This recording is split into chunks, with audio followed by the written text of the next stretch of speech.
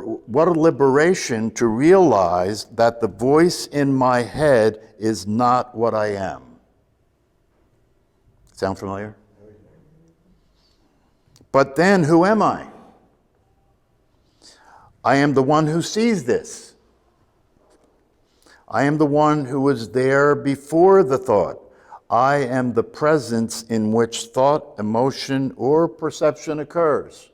So, he's really digressing into what really is behind the problem, the misidentification that humanity has made, the mistake humanity has made by believing that that voice in their head is them. And then you're off and running, right? Because if you believe that voice in your head is you, then you are your mind. If you believe that the voice in your head is you, then you are your mind. And the nature of the mind is it chases what will give it pleasure and it runs from what it's afraid of, right? Therefore, that becomes your life. If you identify with the voice in your head and you think that's you, then you are being your mind, because that's what the voice is. It's the voice of the mind. If you think that voice is you, therefore you think the mind is you, then you are the mind. And if you are the mind, then you do what the mind does. And what the mind does is it is constantly surveying what's going on, right? And it's constantly reacting to it in terms of wanting to try and hold on because this is what I want, this is what I want to keep, or trying to get away because this is what I don't want. And if you really pay attention to your life, right, you will see that's you. That's you. That's you. That's you. And you can see by the way that program operates that part of the operational agenda of that program is not well-being and happiness. That's not on the agenda. Right? According to the mind, as long as you survive, you've succeeded. Whether you're happy or not, that's irrelevant. That's irrelevant. And so what do you get? You get miserable people, right, who are struggling, who are finding themselves in conflict over and over again with the circumstances that they thought were the right circumstances, and then after they're in the circumstances for a while, something happens. Oh no, this must not be the right circumstances. I'll have to change and get another set of circumstances. Yeah, and that's why you have the legal profession doing so well. Because how many people in this world that we live in now get married and stay married to one person? Sociologists are actually now revising the whole understanding of relationships.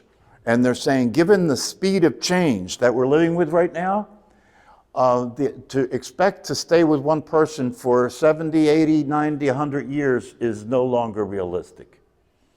The new standard for relationships is that, and the new standard is being set by reality, being set by what's actually happening, right? And what's actually happening is most human beings do not stay with one person for their entire life. Whether they have somebody on the side, whether that's the case, or whether they're a little more upfront about it and therefore they get divorced and remarry again. So you see, it's very common for people now to be married 2, 3, 4 times in their life, right? And that's not a statement about the person. That doesn't mean that this person is some idiot that doesn't know how to have a relationship that works. Because if you look, there are a lot of people who are very intelligent, very talented people, right? And they've been married 4 or 5 times, right? And not because they're an idiot, right? They don't start out to get divorced, they start out to stay together. Nobody does. But isn't that the way it is? You know what I mean? That the way this whole cyclical reality goes for who people think they are is that they keep hoping and trying to get this right. Keep hoping and trying to get this right. With the idea that there is a way to get it right. And that way to get it right has to do with me identifying the right situation outside of myself or the right person outside of me to hook up with. Yeah, that's how I'll get it right. So the attention is out there, this attention is out there. When in fact, the situation that keeps happening in which you keep ending up failing is because of something over here, not over there. So that's the first thing that has to happen. The first thing that has to happen for mental health, to be on the road to mental health, is you can't blame anybody for anything. You've got to give up the way that people tend to talk to each other about what's going on, which is complaining, right? Blaming it on circumstances, blaming it on other people, right? And the reality of that is that all that will do is perpetuate the same process, right? Because it will never work. It will never work. No situation can ever fulfill your expectations. No situation. No person can ever fulfill your expectations. And so if you come to that understanding, you're on the right road, right? Because now you won't waste energy doing something that can't possibly work. Start to put the energy where it can work. Start to identify what the real source of the problem is, which is, as Eckhart Tolle said, the real source of the problem is confusion. That's the source of the problem. People are helplessly confused, helplessly caught up in these beliefs that aren't true, helplessly caught up in these ideas about what's real and not real and who they are that is not accurate and is not true. So no matter how many ways you try and change your behavior or the situation, it's never going to work because the foundation, it starts out on the wrong foot. It starts out in the foundation for living your life is a mistaken foundation. Mistaken foundation. So, and this other person that I was listening to today was talking about this business of free will being an illusion and how resistant people are to it. And she was saying, when she was talking about it, how frustrated she used to be hearing this. So you're not alone. But she said, although she can understand how frustrated she was hearing it, on the other side of it, right, having woken up and seeing more clearly that it is in fact the truth, right, that now what she says is, it's almost impossible to upset me. It's almost impossible. And she said, but before I understood this, I was upset all the time. Before I understood this, it wasn't whether I was upset, it was about how upset I was. Right? It was about how upset I was.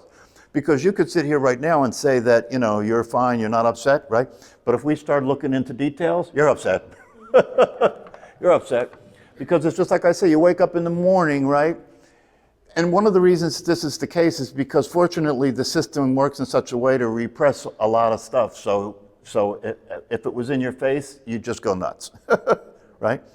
So you wake up in the morning and you're not aware of all of the dysfunction and all of the unworkability of your life. You couldn't, it would be overwhelming, right?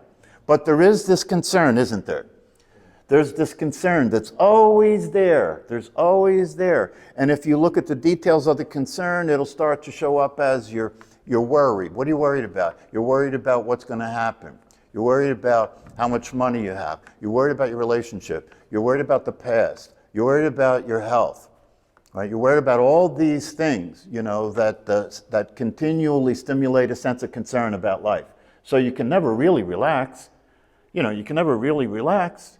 The only way you can relax is to distract yourself or drug yourself, right? But you can't relax and be present and be available to life. No, it can't do that. It's too threatening to do that. So you gotta see, is there a way that you can get out of that situation? And the only way out of that situation is called the truth. The only way out of that situation is called the truth. That's what they mean when they say the truth shall set you free. So the truth, one of the truths that will set you free, or the truth that will set you free, has to do with who you really are and how it really is. That's the truth, who you really are and how it really is. Therefore, if you begin the process of studying and learning about who you really are and how it really is, it becomes possible to discover what the actual truth is, and to discover that you're living in a confused state and you're living with beliefs that are not true, and you're living with a brain that has been conditioned to function in the world as something you're not, right? And so this begins the process of getting free. the first thing you have to do to get free is to recognize that you're not. That's a much bigger thing than you would think, right? Because if you talk to the average Joe, right, and you tell them that they're not free, you're going to have an argument on your hands, right? Because the thing about lying is that you have to keep telling the lie and justifying it, right, and proving it's true, which is what the life of most human beings are. So, stress, everybody's interested in being able to relax, right? You want to be able to sleep, you don't want to be anxious, right? But then given the information that would allow you to do that, you reject it. Because if I say thy will be done, I'm not talking about a theory, I'm not talking about, something that is a belief. No, I'm saying that's as true as gravity is. That's just like gravity, right? So if you went around in your life ignoring gravity, you're going to end up in a hospital, right? If not dead, right? But the same thing is true with the truth. If you keep walking around in your life denying the truth, right? You have to pay. You have to keep paying all the time, right? Because you're trying to make something fit into something that it doesn't fit in. You're trying to make the world fit your ideas about it. And the world is not your ideas about it. It's the way it is. So one of the things about this is that if you really are serious about reducing stress, then why would you reject the truth? If the truth is the answer to why you're stressing, if the truth is the answer to why you're suffering, then why would you reject the truth? Not only why would you reject the truth, but why wouldn't you practice the truth, right? One of the things about the personality, right, is that, and this can be very useful or powerful if you can see it. One of the things about the personality is it wants to solve the problem by getting information, right? Wants to solve the problem by getting information. So when the personality comes to a class, and when the personality gets interested in the truth and gets interested in these teachings and practices, right? The way the personality does it, it says, if I really understood this, if I could really understand this, if I could really just get this, the lights would go on, I'd be free, I'd be happy. And so that's where I want to focus my attention, right, is really getting this, really understanding, really, trying to figure this out, right, to get the right answer, just like you did in school, right? Get the right answer, right? So people take notes, right? So many times people say to me, excuse me, I have to write that down, right? Because if I don't write it down, I'll forget it. And if I forget it, I won't get it. And if I don't get it, I won't be able to be enlightened. I won't be happy, right? But that's the personality continuing to do its dance, right? The reality of it is, look at it this way. Why would you have to take notes to remember something that has no form? You see what I'm saying? The personality is making the truth about yourself try and fit into the way that you previously understood who you are, right? What does have to happen is for you to continue to be what you're not, you have to keep remembering. It's just like telling a lie, right? If you tell a lie, you have to keep remembering what you're saying or you'll get caught, right? Same thing is true with the personality. It has to maintain the lie. How does it do that? By thinking. By thinking, right? So it's continually generating this untrue reality, right? And it occurs to be so true because of all the agreement about it between us, between humanity, right? It seems to be so true that there's not even, for most people, not even a question about maybe I got this wrong. For most people, it's not a question of maybe I got this wrong. No, for most people, it's not that you got it wrong. No, it's that you're not trying hard enough, right? You have to do more. Or maybe do less. Maybe you're doing something you need to do less of. Maybe you're doing something you need to do more of. Maybe you're doing something you need to do different. The more different and better syndrome is the way the personality lives its life. More different and better, right? If you're not happy, then you have to apply the more different and better, right? Maybe if I'm not happy, I need to have a different partner. Maybe if I'm not happy, I need to get more money. Maybe if I'm not happy, I should do less drinking. You see, that's the process, right? That's the process, right? The problem is, it'll never work, right? Because the real problem isn't what you're doing, it's who you are. Real problem isn't what you're doing, it's who you are. And so then if you come to class and you get this information, the personality will entertain the information and have the idea that, okay, I'm learning here. This is just like school, right? I'm learning. And in school, how does that work, right? You take notes because it's all about remembering. Just like school, take Yeah, notes. it's all about remembering. The only problem is you can't remember nothing. You can't remember who you are because it has no, what are you remembering? What are you remembering when you think you're remembering who you are? How can you remember nothing? How can you remember something that doesn't have form? How can you remember something that never changes? What are you remembering? See what I'm saying? It doesn't work, right? So you're trying to apply the same thing that works to be a personality to being what you really are, but it's not necessary. If you get what I'm talking about, if you get what any teacher that's teaching this is talking about, they're pointing to something, and what they're pointing to is already here. What they're pointing to is already you.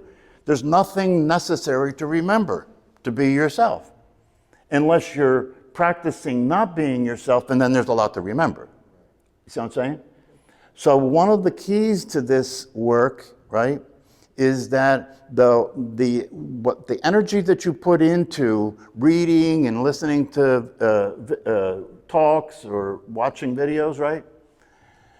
If you're really understanding how this works, right, that should be about 5% of the process.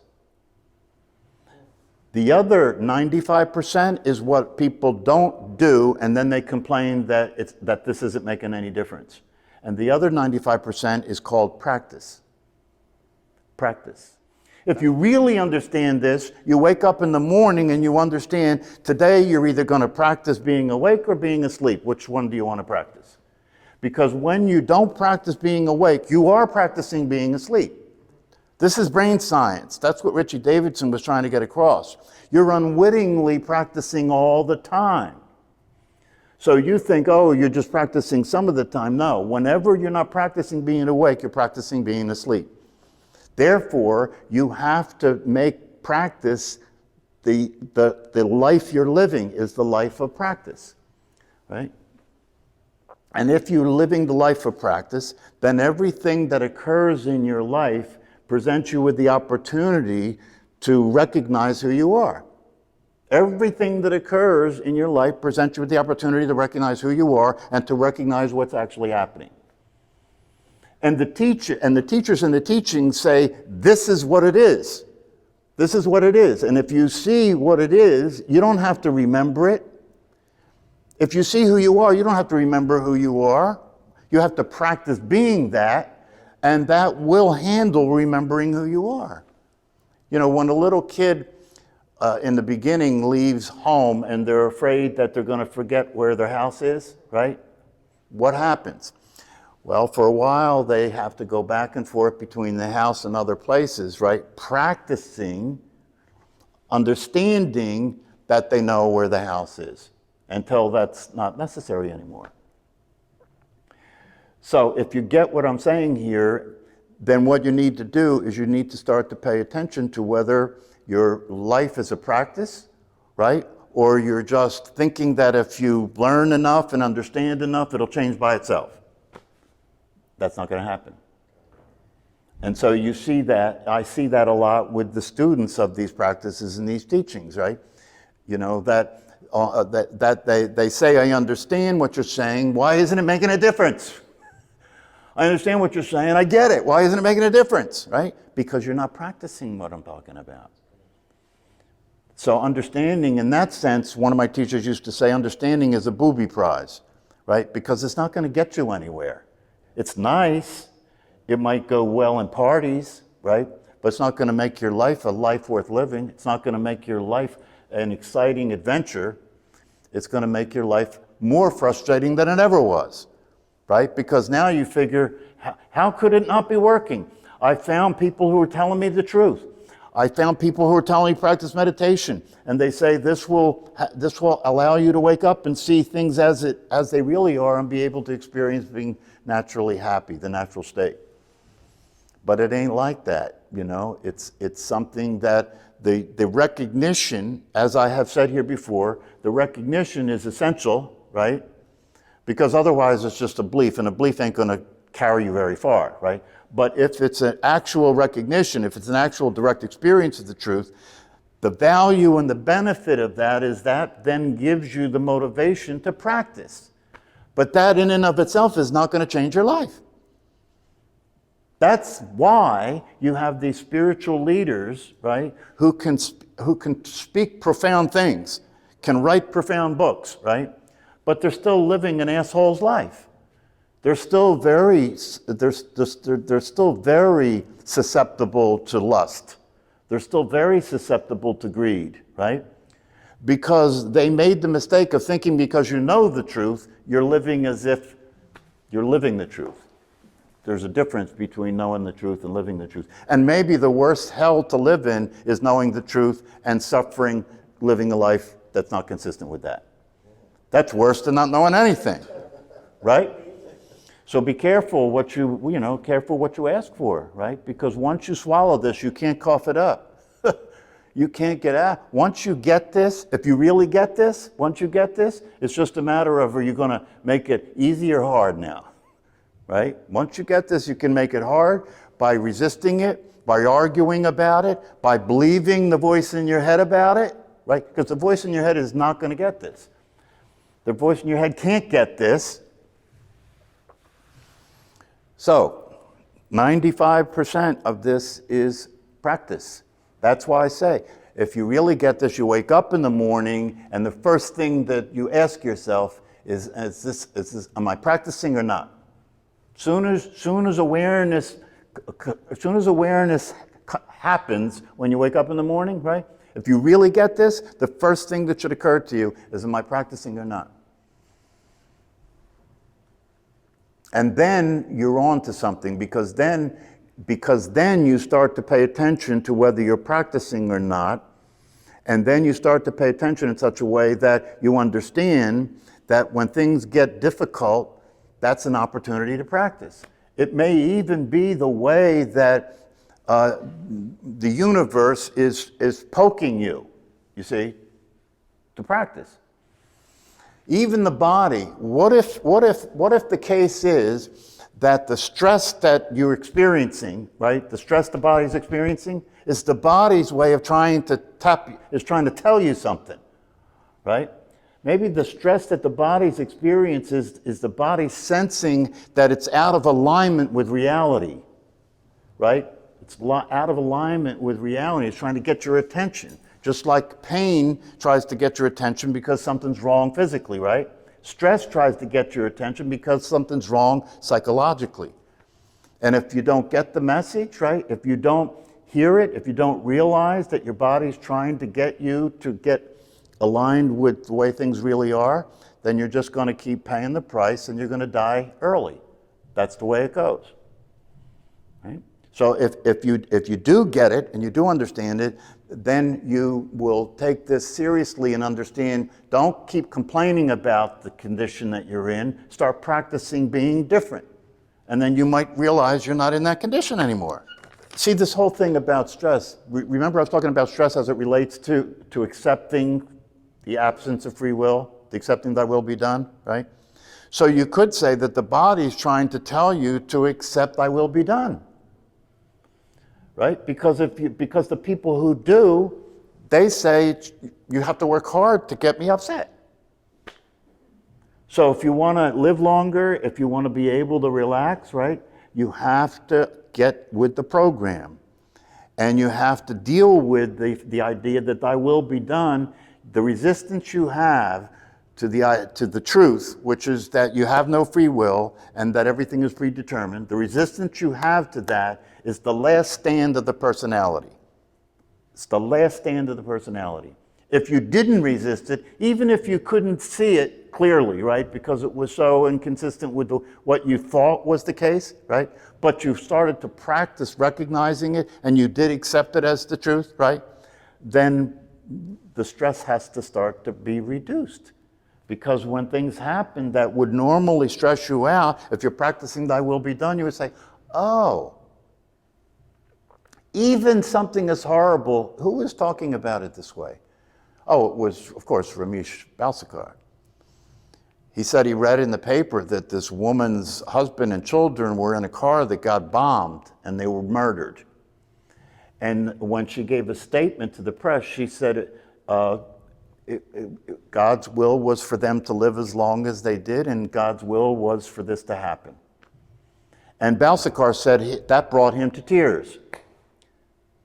Because do you understand how clear you have to be able to respond that way to the situation? And yet that's the truth. That's the truth. Well, see, this is the thing. If from coming to this class and exposing yourself to these teachings and practices, you get that it's up to you, you got to get that. It's up to you. You can either walk the path or you can keep being stupid. It's up to you.